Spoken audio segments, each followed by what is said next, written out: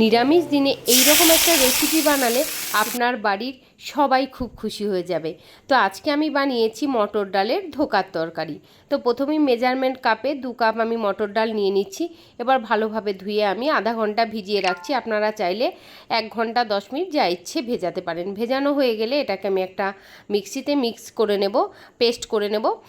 এবার আমি পেস্ট করা দেখো হয়ে গেছে। এবার কড়াইতে কিছুটা তেল দিয়ে দিয়েছি, দিয়ে আমি বেটে রাখা যে ডালগুলো সেগুলো দিয়ে দিচ্ছি।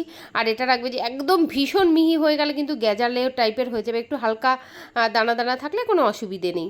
এবার দেখো আমি দিয়ে দিচ্ছি লঙ্কার গুঁড়ো, জিরের গুঁড়ো, হলুদ গুঁড়ো দিয়ে কিন্তু খুব ভালোভাবে নেড়ে চেড়ে কষিয়ে নিতে হবে যতক্ষণ অবধি ডালের কাঁচা গন্ধটা না যাবে আর ব্রাউনি ব্রাউনি কালার না আসবে।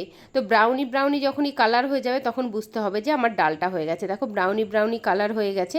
এবার আমি ডালটাকে নামিয়ে একটা থালাতে দেখো এইভাবে সমানভাবে খুন্তিতে করে একদম খুব ভালোভাবে ছড়িয়ে ঠান্ডা হওয়ার জন্য আমি 5 থেকে 7 মিনিট আমি রেখে দেবো, যতক্ষণ না অবধি হাতে ছোঁয়ার মতন হচ্ছে। তো মোটামুটি দেখো ঠান্ডা হয়ে এসেছে। এইবার আমি একটা ছুরি নিয়ে বরফি বরফি আকারে কেটে নিচ্ছি। তোমরা চাইলে এটা তোমাদের মতন করে গোল, কেউ চৌকো, কেউ বরফি, তোমাদের মন মতন করে তোমরা কেটে নিতে পারো।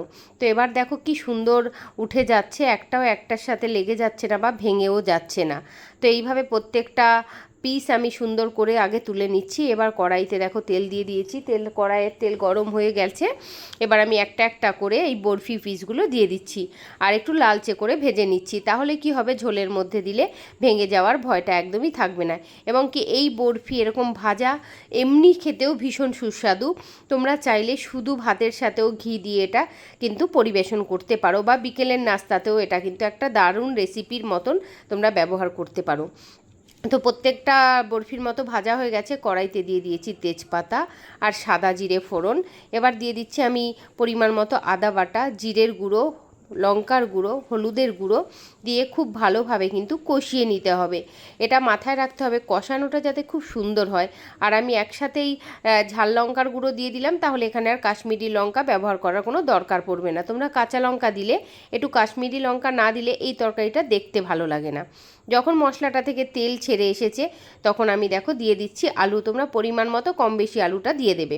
আলুটা অনেকে ভেজে নিতে পারো আগে, আমি ভেজে রাখিনি, কারণ আলু আগে ভাজা বা পরে কষিয়ে ভাজা একই ব্যাপার আমার মনে হয়। তো বেকার টাইম নষ্ট করে কোনো লাভ নেই। তো এরকম সুন্দরভাবে কষানোর পর যেই হালকা হালকা তেল ছেড়ে আসবে আমি দিয়ে দিচ্ছি পরিমাণ মতো লবণ। লবণ দিয়েও আমি গ্যাসটাকে মিডিয়াম টু লোয়ে রেখে আমি খুব ভালোভাবে নেড়ে চেড়ে কষিয়ে নিচ্ছি। এইবার আমি দেখো তোমাদেরকে যেটা বলতে চাইছি যে মশলাটা কষাতে কষাতে দেখো আলুটা হাফ সিদ্ধও হয়ে যাবে আর সুন্দর একটা কালারও এসে যাবে। আর ভাজলে কি হবে, তোমাদের টাইমটা অনেকটা নষ্ট হয়ে যাবে। তো ভাজার কোনো দরকার নেই। এবার আমি দেখো জল দিয়ে দিচ্ছি। জলটা কিন্তু একটু বেশি দিতে হবে, কারণ যে আমি ডালের যে বরফির পিসগুলো ভেজে রেখেছি ওটাতে কিন্তু বেশ খানিকটা জল অ্যাবজর্ব করবে। তো ঝোলটা যখন ফুটে উঠেছে আমি সব কটা বরফির পিস এইভাবে দেখো দিয়ে একদম খুন্তিটা সুন্দরভাবে নাড়িয়ে চাড়িয়ে ঝোলের মধ্যে এগুলো ডুবিয়ে দিচ্ছি।